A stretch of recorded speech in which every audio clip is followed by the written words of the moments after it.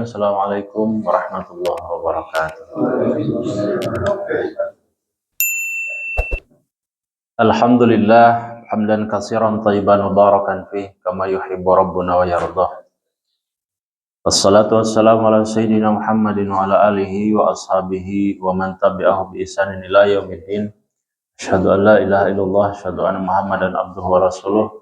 Rabbi shrah li sadri wa yassir li amri wa hlul 'uqdatam min lisani yafqahu qawli. Allahumma iftah 'alaina futuhal arifin bi rahmatika ya arhamar rahimin. Subhanaka la ilma lana illa ma 'allamtana innaka antal alimul hakim. Bapak-bapak jamaah rahimakumullah, alhamdulillah segala puja dan puji tentunya hanyalah milik Allah Subhanahu wa taala. Zat yang senantiasa hidup, zat yang senantiasa memberi rezeki kepada setiap hamba-hambanya, baik yang beriman maupun tidak beriman, baik yang diminta maupun tidak diminta. Semoga semua amal ibadah kita diterima oleh Allah Subhanahu wa taala. Salawat dan salam tak lupa semoga selalu tercurah limpah kepada junjungan kita Nabi besar Muhammad sallallahu alaihi wasallam, kepada keluarga, para sahabat, para tabi'in, tabi'in dan seluruh umat yang mengikuti ajaran dan sunnah-sunnahnya hingga akhir zaman. Bapak-bapak jamaah rahimakumullah, kita masih seputar tentang kitab keutamaan amal, bab keutamaan amal. Salah satu keutamaan kemarin yang kita bahas adalah membaca Al-Quran, bahwa ternyata Nabi Muhammad SAW diriwayatkan oleh Abu Hurairah itu senantiasa membaca Al-Quran dengan suara indah dan memperdengarkan bacaannya. Suara indah di sini, Nabi adalah orang yang paling merdu di dalam melantunkan ayat-ayat Al-Quran dan orang yang paling fasih di dalam membaca Al-Quran. Makanya kenapa para sahabat itu kalau sholat dengan Nabi betah. Karena memang Nabi kalau baca begitu menyentuh sampai ke kolbu para sahabat. Maka ini yang kemudian berjuz-juz juga dilakukan oleh para sahabat berserta Nabi. Qala sami'tu Rasulullah sallallahu alaihi wasallam yaqul, kata Abu Hurairah, ma adzinallahi li syai'in ma adzina li nabiy hasanis sauti yataghanna bil qur'ani yajharu bih. Allah tidak senang sebagaimana Nabi juga tidak senang mendengarkan suara merdu dan keras selain mendengar orang yang melakukan bacaan Al-Quran. Jadi kalau ada orang yang membaca Al-Quran dengan nada yang baik, maka sebetulnya itu anjuran. Ente lurus bengaus. Bismillahirrahmanirrahim. Alhamdulillahirabbil alamin. Arrahmanirrahim. Maliki yaumiddin. Lurus begitu. Jadi dilakukan, maka ini menjadi anjuran. Kemudian ada frase, ada kalimat Allah mengizinkan, ma'azinallahu. Allah mengizinkan adalah maksudnya mendengarkan gitu Pak. Allah itu mendengarkan juga, artinya apa? Allah sangat menginginkan orang yang membaca Al-Quran itu dimerdukan. Karena ternyata banyak orang juga yang tersentuh hatinya yang kemudian masuk Islam hanya karena gara-gara mendengar lantunan ayat suci Al-Quran. Itu jalan dakwah. Kita tidak ngomong ke dia, kita juga tidak mengajak, kita cuma baca Al-Quran saja dengan merdu, itu bisa merubah hati seseorang. Biiznillah dengan bacaan tersebut. Maka bacaan ini bukan hanya sebatas bacaan. Bedanya antara Quran dengan Quran, bedakan. Kalau Quran itu hanya dibaca saja, tidak ada manfaat untuk sampai kemudian kepada qalbu, kepada hidayah. Tapi kalau Quran, lain cerita. Maka Nabi menganjurkan kita untuk membacanya sebisa mungkin indah, sebisa mungkin. Nah, sekarang pertanyaannya, di 183 ini ada hadis, bab yang ke-183 ini ada hadis, nomor hadisnya 1016. Ini adalah anjuran membaca surat dan ayat-ayat tertentu. Karena ada orang yang membaca ayatnya itu-itu aja, surahnya itu-itu aja. Pertanyaannya boleh atau tidak? Itu-itu aja. Boleh. Ada anjurannya begini, Pak. Ini hadisnya dari Abu Sa'id. Abu Sa'id Rafi al-Mu'alla namanya. Beliau mengatakan Rasulullah pernah bersabda, "Ala u'allimuka a'dhama surati fil Qur'an qabla an takhruja minal masjid." Fa akhadha bi yadi falamma aradna an nakhruja qultu ya Rasulullah innaka qultu la u'allamannaka a'dhama suratin fil Qur'an. Kata beliau, qala alhamdulillahi rabbil alamin hiya sab'ul masani wal Qur'anul azimil ladzi utituhu. Kata beliau, maukah engkau aku beritahukan tentang surah yang paling besar dalam Al-Quran sebelum kamu keluar dari masjid? Artinya Nabi mau memberitahukan ada surah yang besar, yang penting di dalam Al-Quran. Kemudian kata beliau, Nabi Muhammad SAW memegang tangannya ketika hendak keluar. Aku berkata, ya Rasulullah, sungguh tadi engkau mengatakan akan memberitahukan kepadaku surah yang paling besar dalam Al-Quran. Bukankah tadi mau bicara gitu? Bukankah tadi mau menyampaikan ada ayat, ada surah yang besar dalam Al-Quran yang penting? Maka kemudian beliau bersabda, alhamdulillahirabbil alamin, sampai kemudian dengan waladhdallin, amin. Itu Fatihah.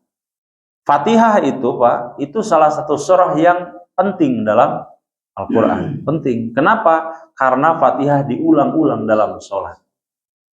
Bahkan meskipun tidak membaca surah, sholat akan tetap sah. Tetapi coba Bapak tidak membaca surah Al-Fatihah, tidak sah sholatnya. Itu. Jadi salah satu kata Nabi yang menjadi surah penting dalam 114 surat Quran adalah Al-Fatihah. Itu.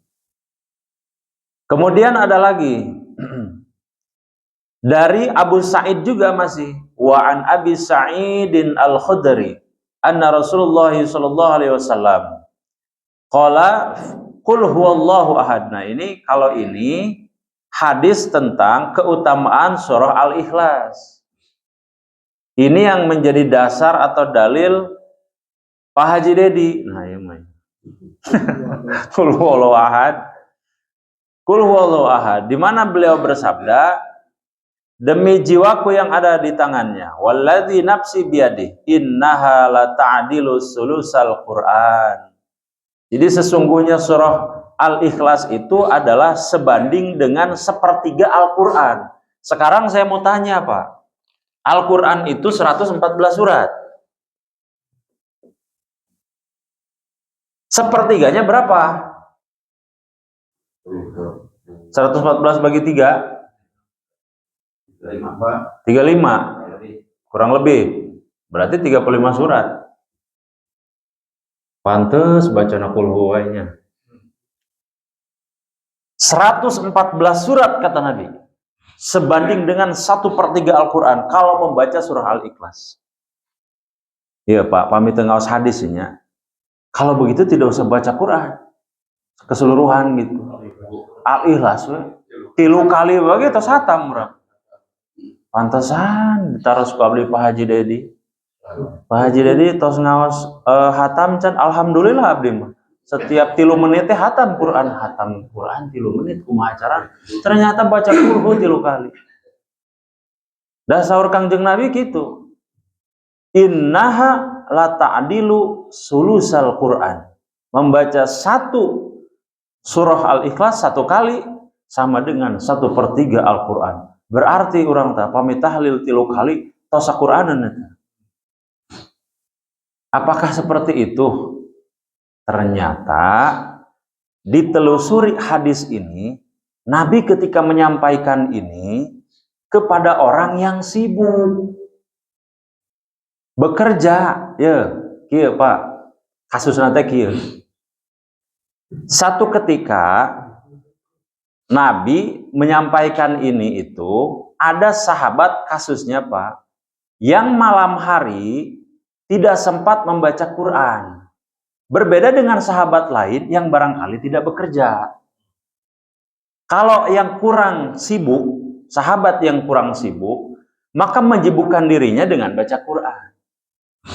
Tapi ada sahabat yang siang hari sampai kemudian Isya itu, maisahnya itu misalkan di pasar, bermuamalah, kebanyakan ibadahnya itu di lapangan. Maka pada saat sampai mau tidur tidak sempat baca Quran. Tidak seperti sahabat yang lain. Gitu. Maka kata Nabi, tetap dalam satu hari itu mesti baca Al-Quran. Jangan sampai tidak. Udah tidak apa-apa, baca saja Qul huwallahu ahad. Itu juga sama dengan 1/3 Al-Quran. Kasusnya buat siapa ini? Bagi yang tidak sempat. Daripada tidak sama sekali. Dan Nabi mah Pak kalau menyampaikan sesuatu sesuai dengan kadar keimanannya. Satu waktu Nabi ditanya, "Ya Rasulullah, amalan apa yang paling utama?" Di satu sisi sahabat yang ada yang bertanya, amalan yang paling utama adalah berjihad. Di sisi lain pernah juga ditanya adalah berbakti kepada orang tua. Di sisi lain pernah ditanya adalah sholat tahajud. Terus yang benar yang mana? Semuanya benar, karena ada orang yang mungkin sudah baik ke orang tua. Berarti ibadah terbaiknya sudah bukan itu. Tapi apa? Jihad.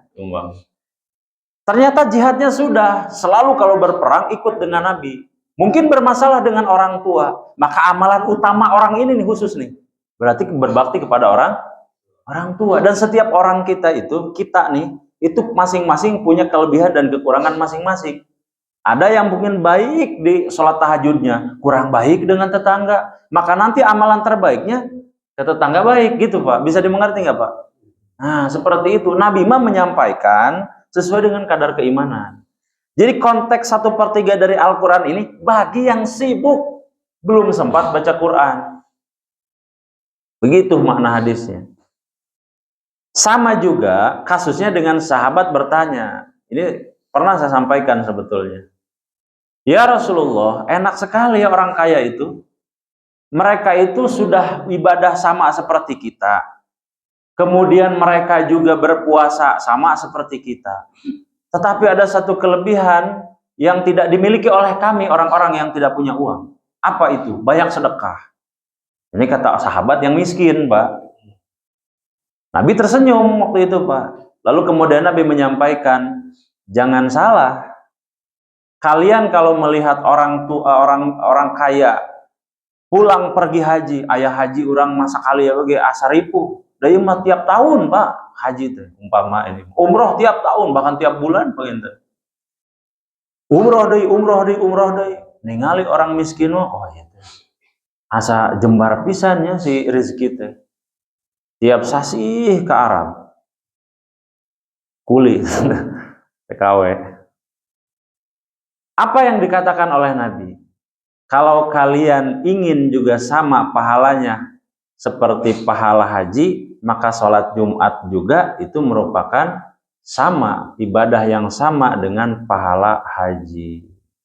Ada pahala haji dan umroh juga sholat isyraq.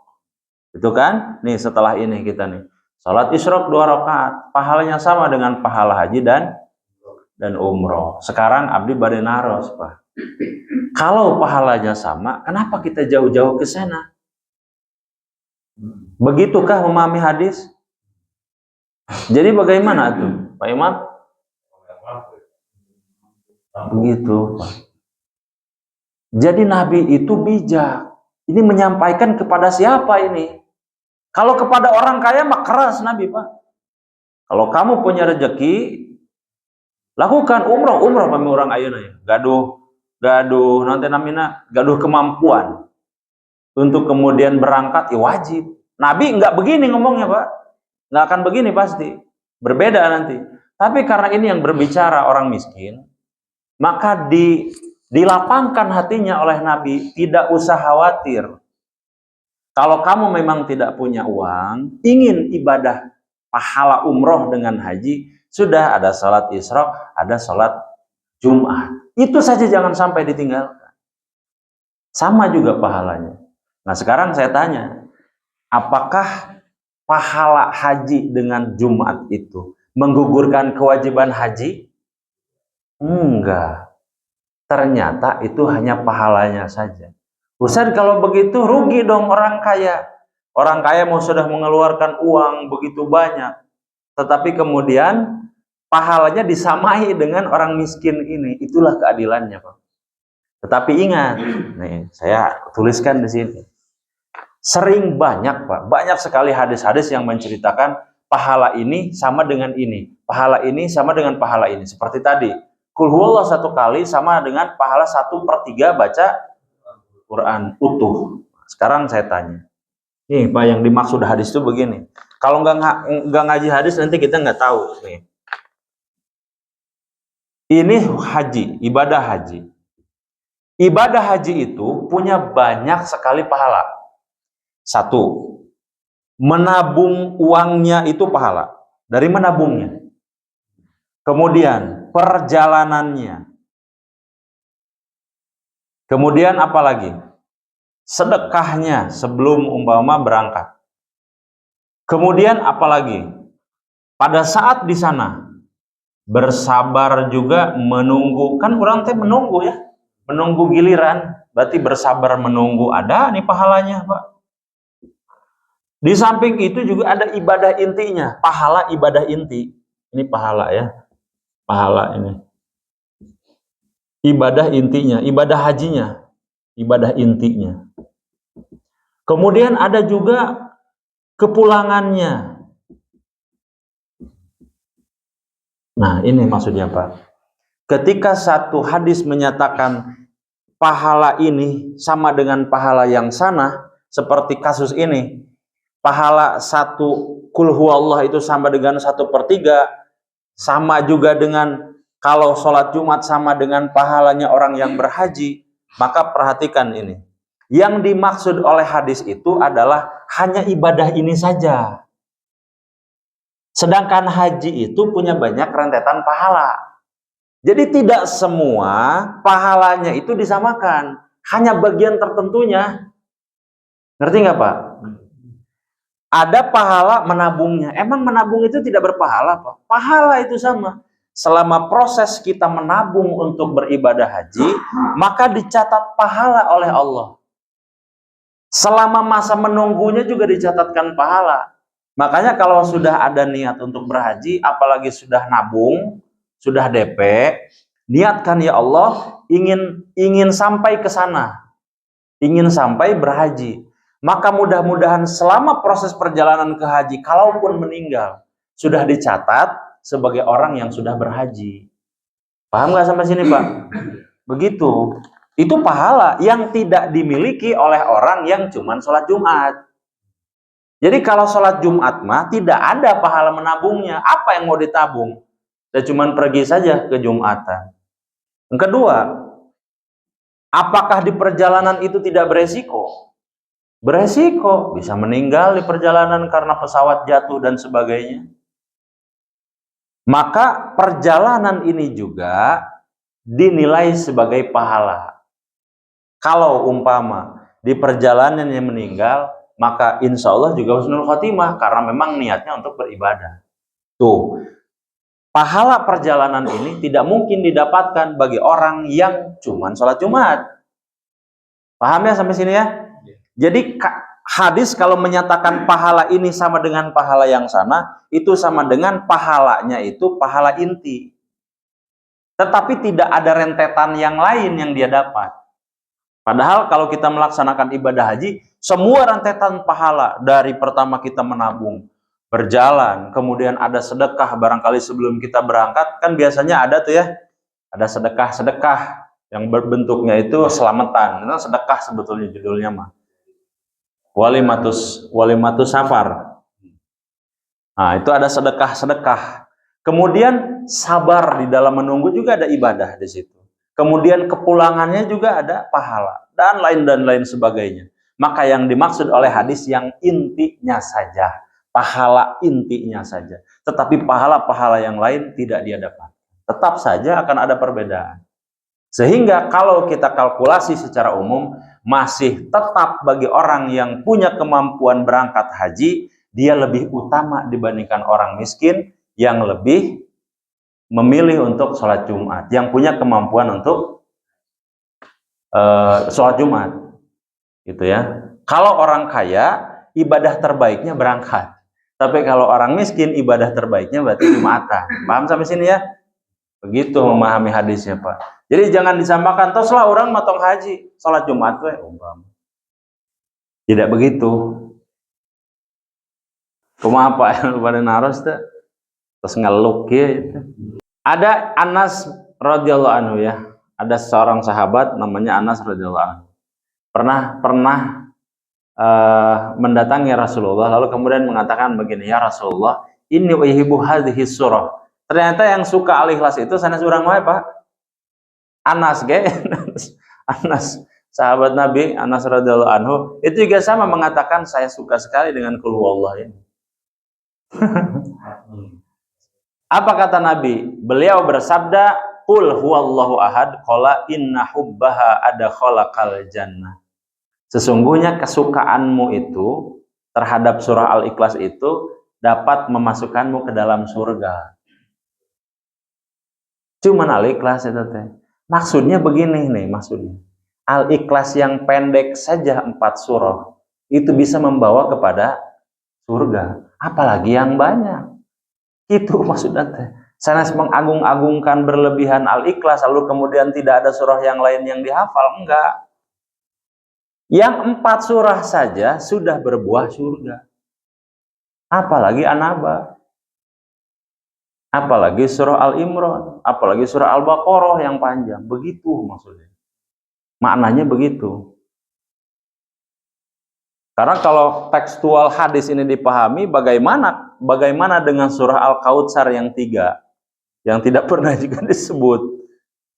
Bagaimana itu? Masa cuma Al-Ikhlas aja? Ternyata ini maksudnya yang 4 saja, 4 ayat yang dalam catatan ayatnya itu pendek, berbuah surga, apalagi yang banyak yang didawamkan. Begitu. Sebetulnya, Pak, ada hadis yang kuliah kulhu itu adalah di qobliyah dan ba'diyah. Itu ada. Jadi Nabi itu kalau masa nanti entong panjang-panjang. Pami qobliyah baca An-Naba atau bablas potong Allahu Akbar orang masih sarokat gitu.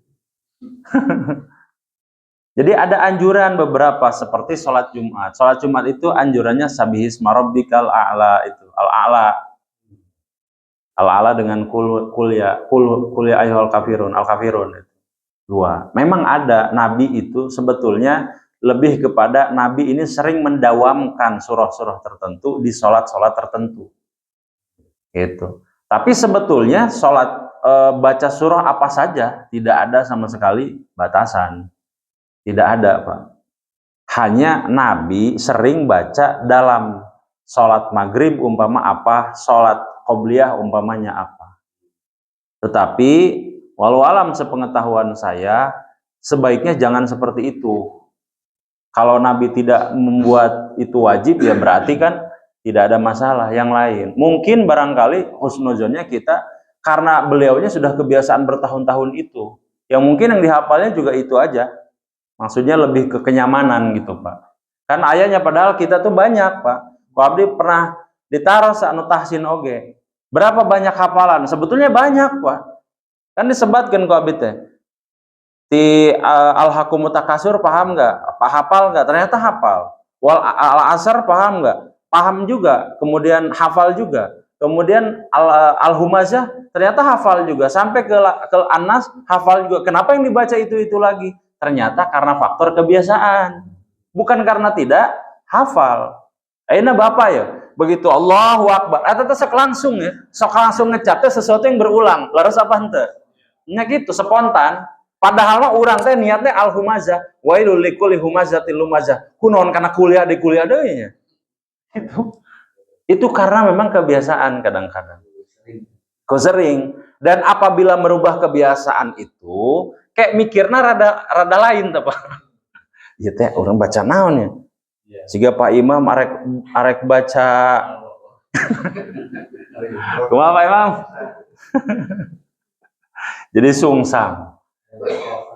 Ya, tadinya badai al-kautsar. Kunaon jadi al-asr. Itu. Tadinya teh baca wailul likulli humazatil lumazah. Kan anjurannya Pak, kalau sholat itu yang rakaat pertama lebih panjang daripada rakaat kedua. Kemudian jangan sungsang. Meskipun tidak sampai pada level membatalkan sholat. Tapi sebaiknya dari kanan ke kiri. Tidak sungsang dari kiri ke kanan. Bapak pertama baca surah wailul likulli humazatil lumazah. Setelah itu ada surah apa? Ada Al-Lail kan? Kemudian Al-Quraish, kemudian Al-Maun, kemudian ada Al-Kautsar, sampai kemudian Anas. Nah, berarti setelah Al-Humazah itu ke kanan, larinya ke kanan. Jangan ke kiri. Imatas bata Al-Humazah, balik deui kan atin. Watini wazaitun. Sungsang namina apa? Urutan mushaf, urutan surah gitu ya. Maksudnya begitu. Jangan sungsang dari kiri ke kanan. Dari kanan ke kiri harusnya. Begitu maksudnya.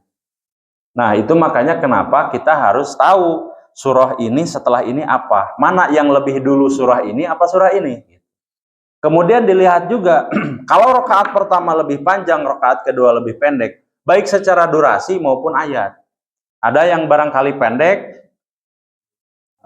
ayatnya satu tapi panjang, sehingga Al-Baqarah itu panjang-panjang Pak ayat.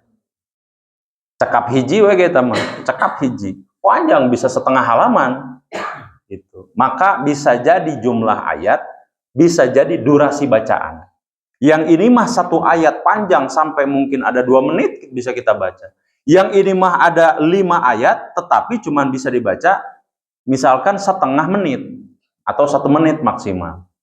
Nah, itu seperti itu. Jadi bisa durasi, bisa jumlah ayat. Diperhatikan itu, gitu. Apalagi kalau jadi imam, dan memang ada aturannya, ada tekniknya, ada adabnya. Tidak yang pertama panjang, kedua lebih panjang, atau ngamuk ya jemaah.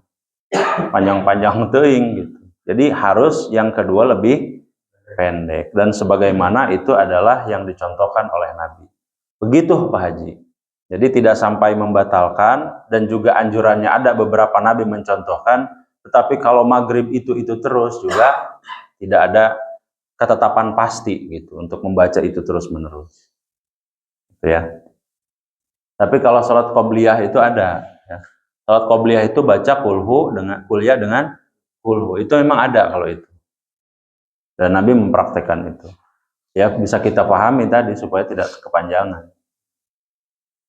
Data acan pernah dalam riwayat sahih Pak, Nabi itu paling panjang, paling lama sholat, baik dalam fardunya, baik dalam sunnahnya.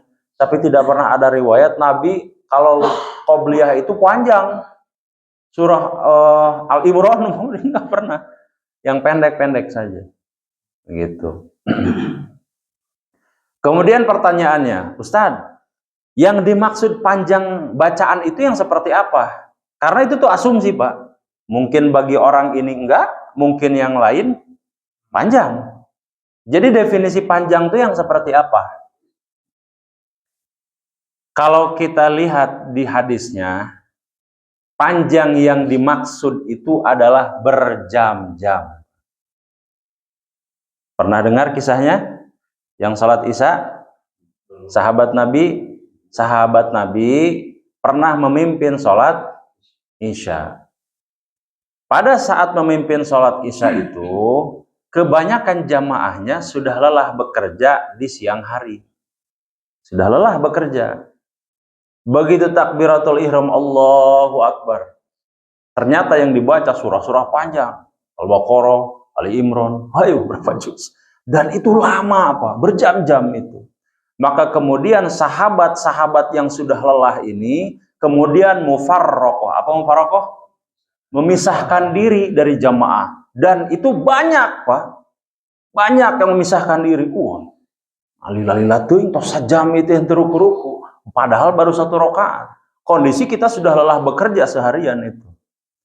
Maka pas begitu Assalamualaikum warahmatullahi, Assalamualaikum warahmatullahi, kemana ya jamaah? Leungit, kasinggung ban. Maka kemudian ini dilaporkan, terdengar ada kata-kata yang kurang pantas, yang tidak enak didengar. Bahkan mengatakan bahwa orang-orang yang ikut ini adalah orang-orang yang munafik. Kenapa kok sholat saja tidak kuat? Gitu. Padahal ini perkara sholat. Kenapa saya bacaan panjang ini ternyata tidak ada orang yang ikut akhirnya? Bubar barisan. Maka sampailah kepada Rasul ucapan ini. Sahabat bertanya, ya Rasulullah, apakah hal seperti itu kira-kira menurutmu itu seperti apa, baik atau tidak? Jadi kami ini harus bagaimana nih? Kemudian kata Nabi, sebentar dulu ya, tabayun dulu kan Nabi. Dipanggillah sahabat yang lain yang menjadi imam tadi.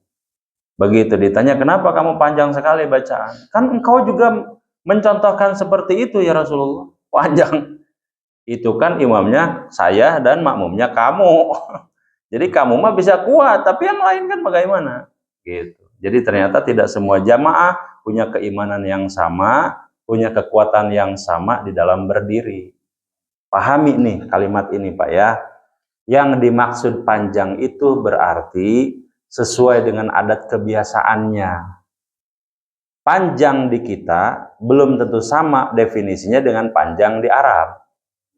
Ya, makanya kalau imam-imam di Arab kan panjang Pak, nutus ke Arab ya. Panjang tuh Pak bacaan. Yang sudah umroh ke Masjidil Haram panjang ya. Itu definisi panjangnya berarti sepanjang itu gitu, sekebiasaannya itu. Sekarang jadi pertanyaan saya begini. Bagaimana kalau kebiasaannya baca kulhu? Lalu kemudian ada orang yang membaca abasa wa tawalla sampai beres. Apakah itu didefinisikan panjang atau tidak? Kebiasaan kulhu misalkan kita kasih ala-ala, dia panjang ke ala-ala. Baik, masih kategori pendek atau panjang? Pendek sebetulnya. Kategorinya pendek. Dari mana taunya pendek? Dari kategorinya kan suratnya segitu lah, misalkan tidak lebih dari 30. 30 ayat. Ya. Jadi Pak, ini harus difahami ya, harus difahami bahwa panjang itu tidak juga sesuai selera. Tidak bisa sesuai selera. Kalau Bapak kebiasaan misalkan kuliah ayyuhal kafirun. Ada orang yang baca wal adiyati dhabha secara panjang bacaan juga lebih panjang durasinya. Maka tidak bisa juga dikatakan itu surah panjang. Paham gak sampai sini Pak? Ini suka perdebatan ini, panjang-panjang ting. Panjang yang dimaksud itu bisa jadi terbentuk kebiasaan. Padahal panjang yang sebenarnya dalam konteks dulu sahabat dengan Nabi adalah bacaannya berjuz-juz, Pak. Bisa sajuz baca teh. Baca satu rakaat teh sajuz. Dan itu yang dipraktekkan oleh sahabat, Pak. Karena mereka mah pertama orang Arab. Pada saat membaca Quran paham makna. Ngerti. Makanya semuanya mendengarkan seperti didongeng, Pak. Seperti dikisahkan ketika berbicara neraka pada nangis, Pak. Ketika berbicara surga, berbahagia bagi orang yang berbuat baik ada balasan surga. Mereka mah mengerti. Tahu arti, makanya lama juga tidak ada masalah. Tah orang wal adiyati dhabha bahan panjang ya. Urusan ulang. Untungnya Pak, untungnya bacaan Quran karena sudah didefinisikan ada 7 qiraah itu, meskipun kita tidak tahu maknanya, tapi kalau orang yang membacanya bagus sampai ke hati, betul atau tidak Pak? Iya, kita bisa enak dalam beribadah itu, dalam sholat, kalau bacaannya betul. Maka definisi panjang itu sebetulnya harus dibedah lagi. Panjang yang seperti apa? Ternyata di zaman sahabat berjuz-juz itulah yang disebut dengan panjang. Tapi kalau kita mau baca Al-Baqarah juga paling nyempil 5 ayat. Paling ngambil juga comotan 10 ayat paling panjang. Nah itu mah sebetulnya tidak panjang Pak. Sebetulnya. Hanya karena kebiasaan kita. Maka saran saya adalah kalau ada nanti imam yang sedikit lebih panjang dari biasanya, jangan langsung mengatakan itu panjang. Karena tidak bisa kebiasaan itu disamakan. Gitu. Selama tidak berjuz-juz. Atau sholat kita paling maksimal berapa? 10 menit. Wayah nasabaran. Dan ayah perasaan Pak. Anu sholat orang lebih di 15 menit asana teu aya Pak, paling oge 5 menit 7 menit maksimal. Ya, jadi bersabarlah di dalam kita beribadah. 7 menit wajar lah. 7 menit wajar. Bersabar gitu. Mohon. Maka kenapa ada fikih yang mengatakan apabila kira-kira tidak kuat bisa duduk. Kalau tidak kuat bisa duduk gitu. Bisa seperti itu. Itu di perspektif panjang dan pendek. Nanti memang ada di perspektif bagaimana adab imam kalau begitu melihat jamaah, oh ini jangan terlalu panjang. Barangkali ada orang tua, barangkali ini, barangkali itu. Jadi ini supaya balance nih. Nanti yang bisa kemungkinan besar berdiri, berdiri nggak apa-apa supaya nyaman. Tapi kalau tidak bisa berdiri, duduk saja juga nggak apa-apa. Gitu ya. Kenapa? Tidak ada apa, tidak ada masalah kok. Dan itu sudah diatur kok dalam fikih. Sudah diatur dalam fikih.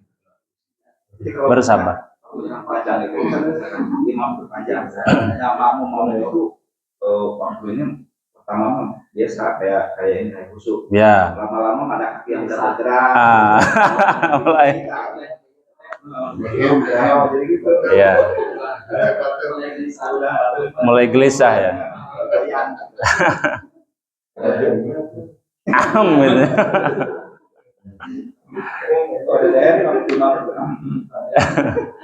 Bersabar Pak ya.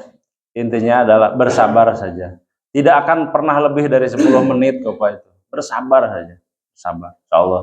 Kalau memang sudah tidak kuat, nggak apa-apa duduk juga. Nggak apa-apa duduk. Tidak ada soal ya.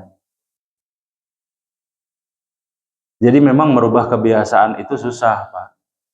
Merubah kebiasaan itu susah. Kalau nanti kita hanya bacaannya kul yakulhu saja, sama dengan kita kalau baca surah Yasin saja. Gitu. Memang ada keutamaan-keutamaannya, tetapi apakah yang lain tidak utama? Gitu kan? Malam Jumat baca Yasin. Pertanyaannya, emang surat yang lain tidak istimewa? Ternyata hadisnya bertebaran di mana-mana. Kalau ada datang malam Jumat seperti malam ini, baca surah Al-Kahfi. Lah, Yasinnya kemana? Terus apabila apabila ketemu juga malam Jumat, ada anjuran yang lain membaca Tabarakalladzi. Bahkan itu harus dihafal, Pak. Bahkan ada hadis yang menyatakan kalau kita hafal lazim membaca Tabarakalladzi biyadihil mulku wa huwa ala kulli syai'in qadir. Itu diterangkan di alam kuburnya. Al-Mulk gitu. Jadi tidak menutup keutamaan surah-surah yang lain. Berarti kan maknanya bukan hanya itu gitu Pak. Bukan hanya itu. Kalau surah Yasin punya keutamaan, yang lain juga sama. Cuman ketika ada orang yang nanya, itu saya bilang tadi, disesuaikan dengan kadar keimanannya. Ini orang kadar keimanannya sepertinya agak kurang sedikit. Maka Nabi mengatakan ya sudah begini. Yang lain begini, yang lain begini, tidak sama gitu. Ada kebiasaan juga di tiap masjid. Kalau suratnya itu sama itu, Fatihah itu sama surat itu yang sama. Tapi di tiap masjid ada yang tartil dan ada yang tidak. Masjid ini mah dengan tartil bacanya, tapi dengan masjid yang lain tidak tartil, jadi cepat. Gitu. Nah, yang biasa tartil ke yang biasa cepat, kaget kan? Oh, Fatihah cepat, surat-suratnya cepat. Terus yang cepat ke yang tartil sama, kaget. Sama di sini mah sama surat. Iya. Berarti antara kebiasaan antara tartil sama tidak juga bisa. Iya, bisa. Coba kita kembalikan ke syariat deh Pak. Jangan berdasarkan menurut kita. Jangan itu. Kalau syariat mah gimana syariatnya. Jadi jangan menyesuaikan dengan hawa nafsu kita. Sekarang yang benar itu baca tartil apa baca hadar? Nih, dua-duanya memang diperbolehkan, tidak sampai kemudian membatalkan sholat. Enggak. Memang ada ilmunya juga hadar bacaan. Kalau yang tartil, Bismillahirrahmanirrahim. Alhamdulillahi Rabbil Alamin. Pelan-pelan. Tapi bagaimana dengan hadar? Bismillahirrahmanirrahim. Alhamdulillahi Rabbil Alamin. Sama-sama juga bacanya kan? Tetapi ada tartil itu lebih pelan, sedangkan hadar lebih cepat. Tidak sampai membatalkan sholat, tetapi dalam ibadah itu ada keutamaan, ada keafdolan. Mana kira-kira di antara dua ini yang lebih afdol? Itu yang diambil dalam ibadah mah. Jangan ini juga kan nggak membatalkan sholat. Atuh itu mah pas adanya ditabrak atuh. Paham ya sampai sini ya? Jadi jangan mentang-mentang ini kan tidak sampai membatalkan sholat. Kayak berarti sunnah-sunnahnya tadi candak. Al-Fatihah wajib, iftitahna wajib atau sunnah? Sunnah, berarti itu dibaca atau gitu mah. Ya. Terus surah wajib atau sunnah? Sunnah. Terus kita dibaca. Berarti pendek. Setelah Allahu Akbar langsung Bismillahirrahmanirrahim, beres amin, Allahu Akbar ruku. Kalau definisinya seperti itu nanti dipotong-potong sesuai hawa nafsu. Bahaya itu, Pak. Gitu. Kenapa itu disunahkan? Karena ada case tertentu nanti yang memang kalau seandainya ini menjadi wajib, menjadi rukun, maka bisa bermasalah. Kalau Fatihah juga nanti tidak menjadi wajib, banyak yang meninggalkan. Makanya harus ada rukunnya. Begitu. Jadi seperti itu ya Pak Tori ya. Jadi harus dikembalikan kepada hukum asalnya. Lebih baiknya bagaimana? Afdolnya tartil. Alhamdulillah kita ada tambahan amunisi ya, Ustaz Apip. Beliau ini sudah berapa juz Pak? 29 ada. Sudah. Beliau ini banyak Pak hafalannya. Alhamdulillah kita beruntung ada beliau ini. Ada amunisi untuk menjadi imam. Beliau ini sudah hafal banyak juz Pak. Bahkan lebih banyak dari saya ini beliau. Jadi alhamdulillah ya. Jadi kalau seandainya tidak ada imam, ya tong culak cilek, karena langsung dorong Pak. Wah, besok itu kan, dorong Pak. Sawios, Pak Afif. Beliaulah yang lebih layak ya. Hafalannya sudah banyak. Gitu.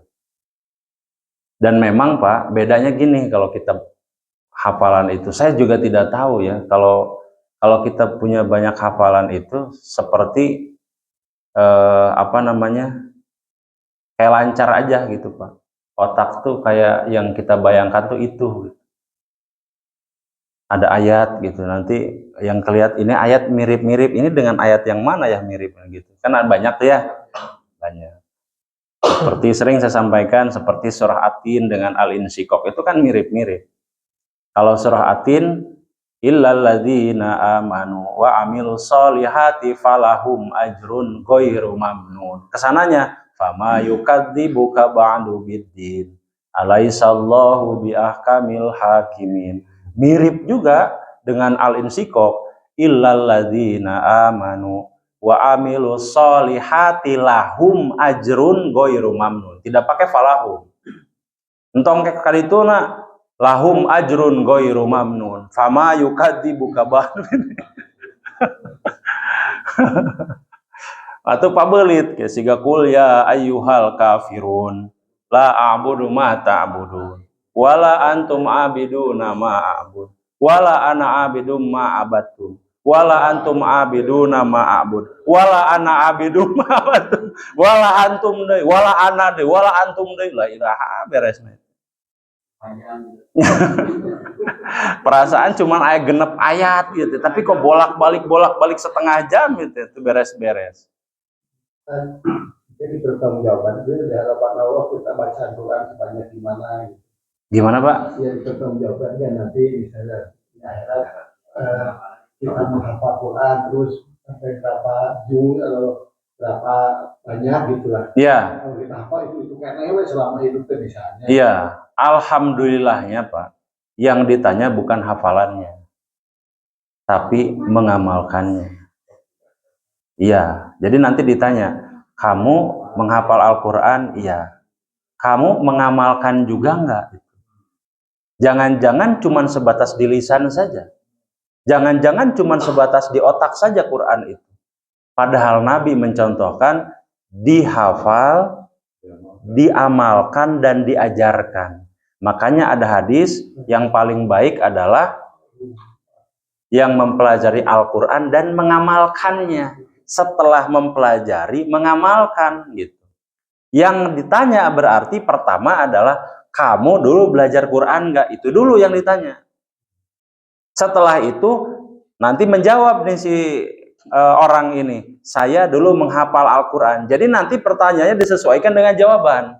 Oh, kamu dulu menghafal? Iya. Berapa juz kamu menghafal? Ada sudah 30 juz. Oh, 30 juz. Bagus, kata malaikat.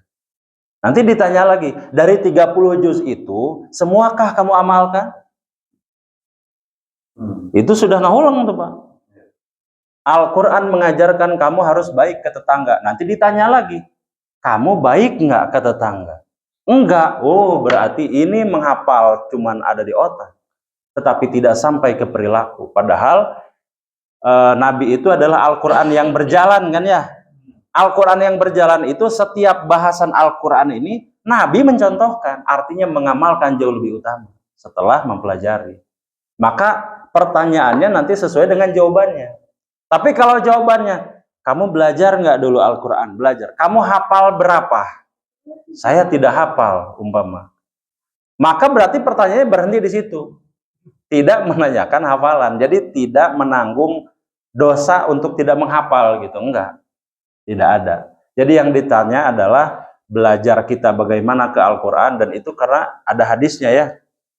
Bahwa belajar Al-Quran itu menjadi satu keharusan bagi kaum muslimin, Pak.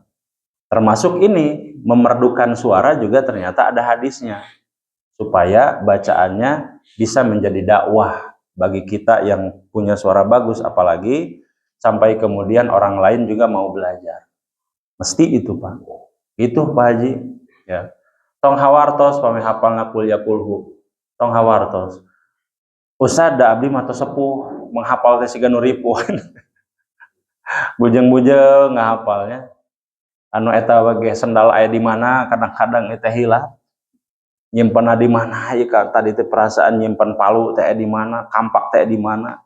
Padahal mah ternyata di dia kieu. Siga nu ieu nu linglung. Tidak ada masalah Pak ya, kalau memang sudah tidak bisa, payah sekali kita menghafal, apa saja surah-surah yang bisa kita baca. Cuman kalau bisa Pak, di mix. Nih saya sampaikan ke grup tahsin Mah ya. Bapak sekarang coba hitung berapa surah yang Bapak bisa baca, bisa dihafal. Saya tanya, Al-Hakumut. Al-Hakumut itu At-Takasur. Bapak ini enggak hafal enggak? At-Takasur, cung hafal. Hafal. Al-Asr, hafal tuh. Hafal. Al-Humazah. Sampai kemudian nanti 5, 6, 7, 8, 9, 10.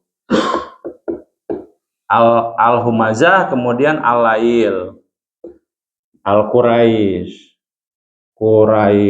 kemudian Al-Ma'un, kemudian At-Takasur, Al-Kautsar ya, Al-Kautsar, kemudian Al-Kafirun, kemudian An-Nasr, Ronaldo. Masih di An-Nasr Ronaldo itu? Masihnya. Tiga nama dikontrak ya, umuhnya anak buah hodaknya. An-Nasr, terus Al-Lahab, terus Kulhu ya kan, terus Al-Falaq, terakhir Anas. Nah itu ku Bapak tarosnya ke diri sendirinya. At-Takasur hafal teh, Al-Asr hafal, dugikeun ka Anas hafal enggak? Tekniknya Bapak campur setiap kali sholat. Kita kasih kode. Misalkan maghrib umpama sholat sunnah qobliyah. Kalau yang sunnah qobliyah, kita baca kulya dengan kulhu. Kulya itu nomor Al-Kafirun 9 dengan 12. Qobliyah ya sayang, qobliyah maghrib yaitu 9 dan 12 gitu. Nanti di ba'diyah maghribnya Bapak campur al-asr dengan kulhu umpama. Nanti ini qobliyah, ba'diyahnya an-nasr itu 10. Kulhu itu 12. Dicampur, di mix, campur-campur, entong eta wae, Pak. Apa tujuannya? Supaya kita ingat. Sebetulnya yakin abdi Pak, yakin. Bapak tuh sebetulnya punya banyak hafalan. Pasti punya banyak hafalan. Cuman karena kebiasaan membaca itu lagi, kadinya deui. Gitu Pak. Makanya coba diniatkan nanti. Saya nih mau sholat sunnah qobliyah. Bacaannya tuh coba yang lain. Yaitu kuliah dengan al-kafirun dengan kuliah. Nanti al-kautsar, al-maun misalkan dengan al-kautsar. Di mix itu. Cobaan begitu ya Pak ya. Supaya hafalan kita tidak hilang. Kasihan Pak. Nanti kan kita sudah belajar banyak, kita kemudian sudah hafal sebetulnya. Tapi kalau tidak dibaca itu juga akan dipertanggungjawabkan itu. Nah, kamu sudah menghafal tapi kenapa kamu tidak membacanya? Itu juga akan menjadi pertanyaan. Tah dugikeun ka dieu Pak Imam, kumaha Pak Imam? Mangga. Hadis-hadisnya surat ini qobliyah subuh. Wah, ada juga hadisnya kuliah dengan kulhu. Ya. Kuat hadisnya, kuliah dengan kulhu Pak, kalau qobliyah subuh. Qobliyah subuh. Jadi Bapak nih ada anjuran, Nabi itu kalau qobliyah subuh itu bacanya kuliah dengan kulhu, dan itu ada di hadis sahih. Gitu. Upayakan begitu. Jadi kalau Nabi mendawamkan itu yang kita baca. Tapi kalau Nabi random bacaannya kadang ma ini, maka tidak menjadi anjuran kuat. Meskipun tidak sampai ke level wajib, hanya anjuran saja. Bagusnya muakkad lah, sunnahnya sunnah muakkad gitu. Kebiasaan Rasul. Kalau kebiasaan Rasul yang bukan menjadi kewajiban, berarti sunnahnya sunnah muakkadah, sunnah muakkad. Kuliah dengan kulhu Pak, itu yang paling sahih mah. Itu bukan alam nasroh ya. Begitu Pak barangkali ya kajian kita pada pagi hari ini. Jika tidak ada pertanyaan lagi, saya tutup. Insya Allah nanti kita, saya informasikan insya Allah dalam kajian ke depan, di bulan depan, insya Allah di bulan Juli, saya akan masukkan materi Sirah Nabawiyah Pak. Insya Allah ya, Sirah Nabawiyah. Sirah Nabawiyah itu nanti bercerita bagaimana perjalanan Rasul dengan para sahabat di dalam memperjuangkan agama Islam. Mudah-mudahan nanti bisa menjadi motivasi bagi kita untuk lebih meningkatkan ibadah dan kecintaan kita kepada Nabi dan para sahabatnya. Akhirul kalam, Assalamualaikum warahmatullahi wabarakatuh.